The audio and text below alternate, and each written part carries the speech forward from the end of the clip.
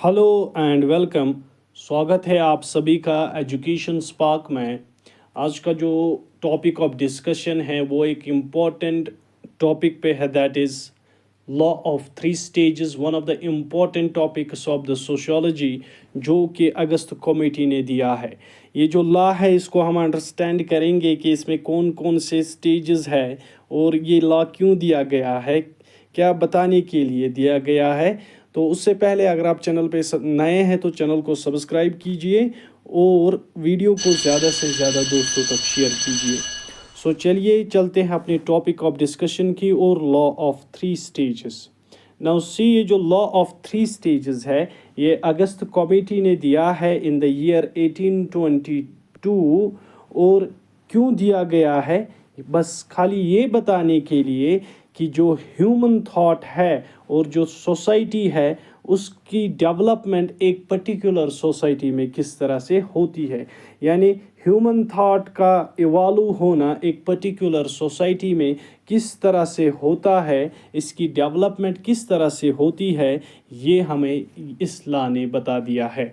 Now according to the committee, जो human knowledge है और जो सोसाइटियल डेवलपमेंट है इनको इनको पास आउट होना पड़ता है तीन डिस्टिंक्ट स्टेजेस से।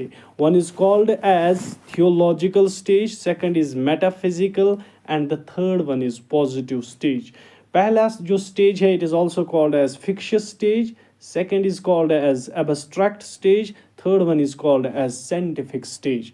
इन तीनों स्टेजेस को हम एक्सप्लेन करेंगे वन बाय वन, देखते हैं कि क्या क्या इनमें इनमें कैरेक्टरिस्टिक्स होते हैं और ये टाइम पीरियड इनका क्या था, वो सारी चीज़ें। नाउ सी, अगर हम पहला देखेंगे थियोलॉजिकल स्टेज में, तो इसका टाइम पीरियड आपको याद रखना है, it is from pre historic societies to middle ages. और इसका इम्पोर्टेंट कैरेक्टरिस्टिक क्या था कि यहाँ पे जो सोसाइटी है या जो पीपल है वो यहाँ पे हर किसी फिनोमिनन को या हर किसी इवेंट को वो यहाँ पे एक्सप्लेन करते थे on the basis of some super natural और डिवाइन फोर्सेस। और यहाँ पे वो हर किसी इवेंट को एट्रीब्यूट करते थे टू गॉड्स और सम स्पिरिट्स और by it is because of the divine interventions. वो ये कहते थे कि हर कोई इवेंट जो है या हर कोई फिनोमिनन जो इस अर्थ पे होता है it is because of of the gods और because of the super natural और डिवाइन फोर्सेस।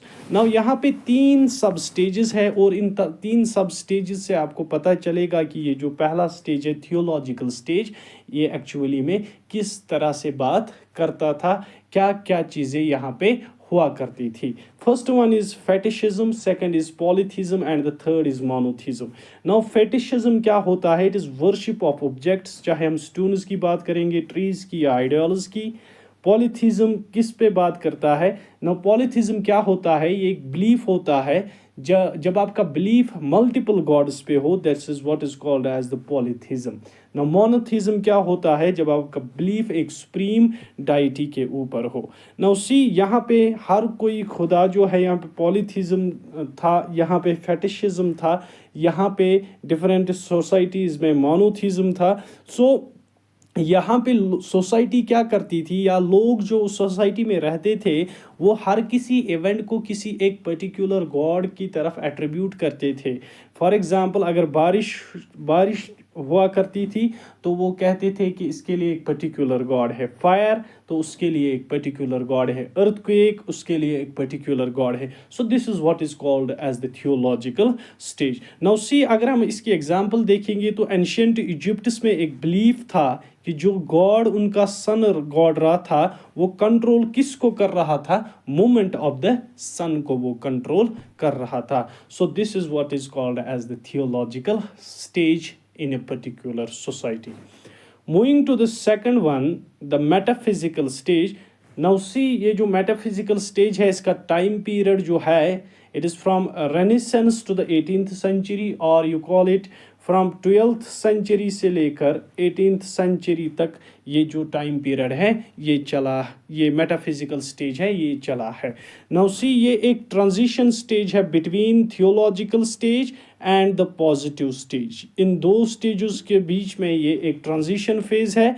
और इसका कैरेक्टरिस्टिक यहाँ पे आप देखेंगे कि यहाँ पे अब सोसाइटी में क्या डेवलप होता है, फिलोसफिकल रीजनिंग।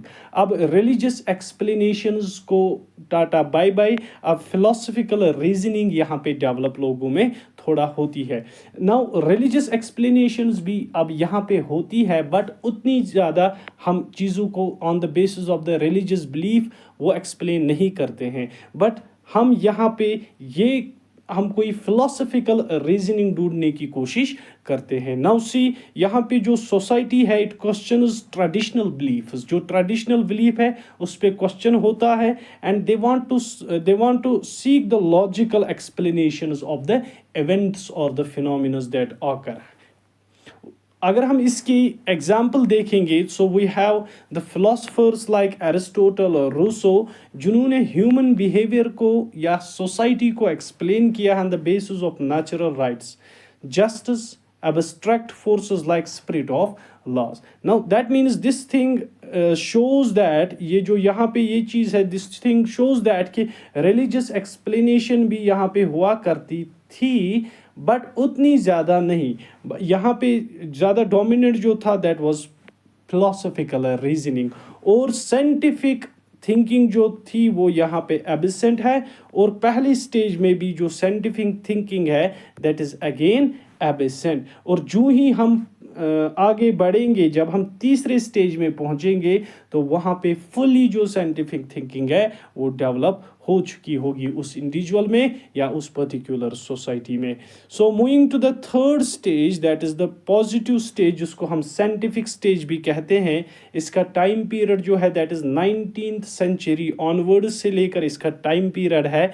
और यहाँ पे हर कोई चीज़ जो है, हर कोई चीज़ उसको एक्सप्लेन किया जाता है on the basis of thorough observation, on the basis of experimentation and reasoning। यानी यहाँ पे ऐसी कोई चीज़ जो है वो इसी तरह मानी नहीं जाती है, उसके लिए एक प्रूफ होना चाहिए, उसके लिए एक थॉरो ऑब्जर्वेशन होनी चाहिए। सो तभी वो चीज़ वहाँ पे उस सोसाइटी में वहाँ पे एडजस्ट होगी। सो यहाँ पे जो साइंटिफिक थिंकिंग है वो पूरी तरह से डेवलप होती है इस सोसाइटी में। और यहाँ पे अगर आप देखेंगे कि इंडिविजुअल का या सोसाइटियल प्रोग्रेस का या सोसाइटी का प्रोग्रेस होना या इंडिविजुअल का प्रोग्रेस होना, it is based on scientific advancements and rational governance. यानी जब इंसान की जो रैशनल थिंकिंग है वो बढ़ेगी तो वो उतना ज़्यादा वो इंसान प्रोग्रेस करेगा। या जब किसी सोसाइटी में साइंटिफिक एडवांसमेंट आएगी तो वो सोसाइटी उतनी ज़्यादा फॉरवर्ड चली जाएगी, और लोग उसी सोसाइटी को ज़्यादा फॉरवर्ड मानते हैं, उसी सोसाइटी को डेवलप मानते हैं जिसमें साइंटिफिक एडवांसमेंट्स हो, जिसमें रैशनल थिंकिंग हो। सो सोसाइटी की प्रोग्रेस जो है it is based on scientific advancements and rational governance.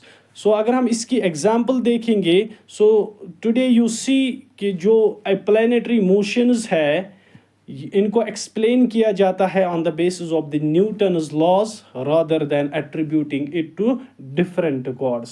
So this is the example of this stage. So moving to the implications of the Comte's law of three stage. Now see, जो society है इसने क्या कहा है, society जो है it evolves from religious to philosophical to scientific thought. So ये जो साइंटिफिक थॉट है it is responsible for the progress of this society. और इसने सोशोलॉजी को एज ए साइंस जो है इसको डेवलप किया है, and it helps in understanding and improving us society in A well defined manner.